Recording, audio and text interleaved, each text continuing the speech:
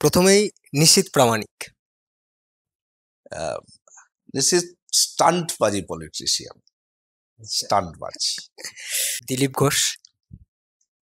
খুব straightforward politician. Suvendu অধিকারী।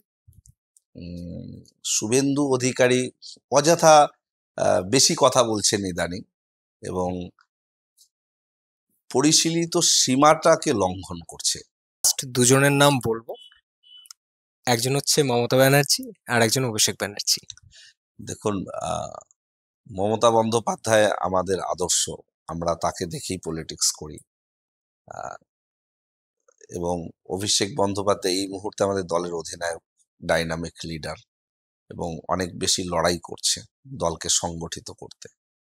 দিদি অনেক বেশি সংবেদনশীল, তার মধ্যে মায়া মমতা মাতৃসুলভ একটা বিষয় রয়েছে।